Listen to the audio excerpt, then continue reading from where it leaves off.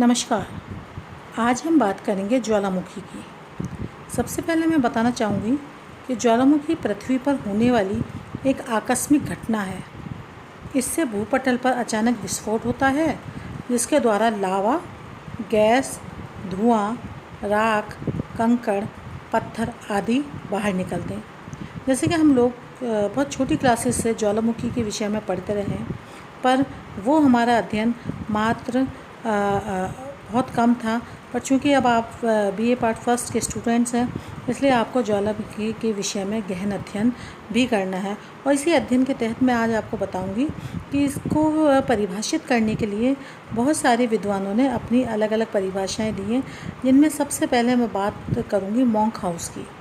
उन्होंने कहा कि ज्वालामुखी धरातल के वह छेद हैं जिनसे भूगर्भ का मैग्मा आदि पदार्थ उद्गार के रूप में बाहर निकलता है, अर्थात भूगर्भ का मैग्मा और अन्य पदार्थ इसके द्वारा बाहर निकलते हैं। जैसे कि मैंने आगे एक तालिका में जी वॉर्सेस्टर और ट्रिवार्था की परिभाषाएं बताई हैं, जिनको कि विद्यार्थी पूर्ण रूप से पढ़ें। आज मैं शुरू कर रही हूँ इसमें ज्वालामुखी की संरचना। इन सभी वस्तुओं का निकास एक प्राकृतिक नली द्वारा होता है, जिसे निकास नलिका कहते हैं। जैसे कि मैंने आपको अपने चित्र में भी ये चीज़ समझाई है। लावा धरातल पर आने के लिए एक क्षेत्र बनाता है, जिसे वीवर या क्रेटर कहते हैं। अर्थात जिस छेद से, जिस नली से, जिस पाइप से धरातलीय लावा ऊपर आता है, उसे हम बोलते हैं क्रेटर या वीवर। लावा अपने वीवर के आसपास जम जाता है और एक शंकु के आकार का पर्वत बनाता है। इसे ज्वालामुखी पर्वत कहते हैं। कई बार लावा मुख्य नली के दोनों ओर के छेदों में से होकर निकलता है और छोटे छोटे शंकुओं का निर्माण करता है, जिन्हें गौण शंकु कहते हैं। तो इसका मतलब हमारा मुख्य शंकु क्या रहेगा, जिससे कि निकास होता है। जैसे कि आप चित्र में इस चीज़ को बहुत अच्छे तरीके से स्पष्ट रूप से समझ सकते हैं। अब हमें देखना है कि ज्वालामुखी उद्गार के कारण क्या क्या है। तो सबसे पहला कारण ये होगा भूगर्भ में अत्यधिक तापमान का होना। जैसे कि हमने बात बताया था पहले अध्याय में कि जैसे जैसे हम धरातल के नीचे जाते हैं, वैसे वैसे तापमान, दबाव और घनत्व तीनों ही चीज़ें बढ़ती हैं। तो हमें ये पता है कि भूगर्भ में अत्यधिक तापमान पाया जाता है। यह उच्च तापमान वहाँ पर पाए जाने वाले रेडियोधर्मी पदार्थों के विघटन, रासायनिक प्रक्रमों तथा ऊपरी दबाव के कारण होता है। साधारणतः 32 मीटर की गहराई पर 1 डिग्री सेल्सियस तापमान बढ़ जाता है। इस प्रकार जितना अधिक हम गहराई में जाएंगे, हमें पदार्थ पिघली हुई अवस्था में मिलता है, और जहाँ पर भूतल कमज़ोर होता है, वहाँ के भागों को तोड़कर ये बाहर निकल आता है। इसे हम ज्वालामुखी विस्फोट कहते हैं। दूसरा हमें भूपटल का कमज़ोर भूभाग। ज्वालामुखी उद्गार के लिए कमज़ोर भूभाग का होना अति आवश्यक है। ज्वालामुखी का लावा कमज़ोर भूभागों को ही तोड़कर धरातल पर आता है। ज्वालामुखी पर्वतों का विश्ववितरण देखने से ये बात हमें स्पष्ट हो जाती है कि संसार के कमज़ोर भूभागों पर इनका निकट का संबंध है। प्रशांत महासागर के तटीय भाग, पश्चिमी द्वीप समूह और एंडीज पर्वतीय क्षेत्रों पर इसके हमें प्रमाण मिलते हैं। तीसरा कारण है गैसों की उत्पत्ति। ज्वालामुखी उद्गार के लिए गैसों का महत्वपूर्ण स्थान है। गैसों में जलवाष्प सबसे अधिक महत्वपूर्ण है। वर्षा का जल भूपटल की दरारों तथा रंध्रों द्वारा पृथ्वी के आंतरिक भागों में पहुंच जाता है और वहां पर अधिक तापमान के कारण जलवाष्प में परिवर्तित हो जाता है। समुद्र तट के निकट समुद्री जल भी रिसकर नीचे की ओर चला जाता है और जलवाष्प बन जाता है। जब जल से जलवाष्प बनती है तो उसका आयतन तथा दबाव बहुत बढ़ जाता है। अतः यह भूतल पर कोई कमज़ोर स्थान पाकर विस्फोट के साथ बाहर निकल आता है और इसे ज्वालामुखी विस्फोट कहते हैं। चौथा हम कारण मान सकते हैं भूकंप।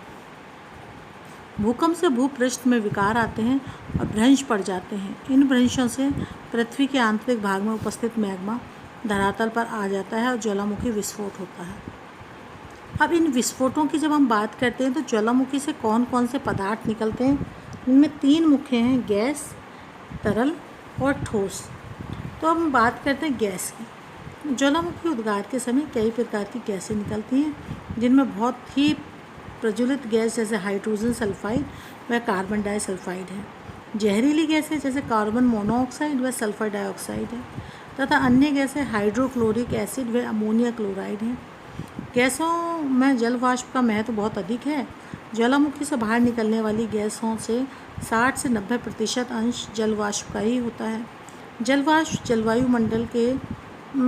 वायुमंडल के संपर्क में आते ही ठंडा हो जाता है और मूसलाधार वर्षा करता है। नेक्स्ट है तरल पदार्थ। ज्वालामुखी से निकलने वाले तरल पदार्थ को लावा कहते हैं। यह बहुत ही गर्म होता है। अगर लावा ताज़ा निकला है तो लावे का तापमान 600 से लेकर 1200 डिग्री सेल्सियस तक होता है। आप सोचिए कि इतने अधिक तापमान की वजह से ये जब धरातल के बाहर आता है तो कितना नुकसानदायक मानव के लिए हो सकता है। कई बार लावे के साथ जल भी निकलता है। लावे की गति उसकी रासायनिक संरचना तथा भूमि की ढाल पर निर्भर करती है। इसकी गति अधिकतर धीमी होती है, परंतु कभी कभी यह 15 किलोमीटर प्रति घंटा की गति से भी बहता है। जब लावा अधिक तरल होता है तो भूमि का ढाल अति तीव्र होता है। यह करीबन 80 किलोमीटर प्रति घंटा की गति से भी बहता है।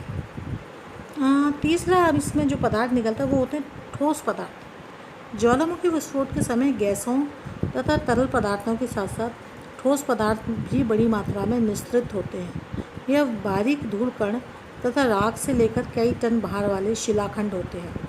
मटर के दाने जितने शिलाखंडों को लैपिली तथा 6-7 सेंटीमीटर से लेकर 1 मीटर व्यास वाले शिलाखंडों को ज्वालामुखी बम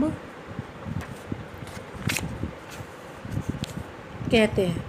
कभी कभी बहुत छोटे छोटे नुकीले शिलाखंड लावा से चिपकर संगठित हो जाते हैं, जिन्हें ज्वालामुखी ब्रेशिया कहते हैं। वॉल्केनिक ब्रेशिया इंग्लिश में हम इसको कहेंगे। तो इस तरीके से हम ये मान के चलते हैं कि ज्वालामुखी से जो पदार्थ निकलते हैं वे भी धरातल पर आकर अपनी एक नई स्थलाकृति का निर्माण करते हैं। तो ज्वालामुखी के साथ साथ ही मैं बात करना चाहूँगी कि ज्वालामुखी के कितने प्रकार हैं। तो इन प्रकारों का हम जो अध्ययन करेंगे वो अगले वीडियो में करेंगे, जिसमें मैं ये बताना चाहूँगी कि ज्वालामुखी का वर्गीकरण किस आधार पर होता है। जनरली ज्वालामुखी के उद्गार के स्वरूप के अनुसार और ज्वालामुखी के उद्गार के समय के अनुसार इनका वर्गीकरण किया जाता है। नेक्स्ट वीडियो में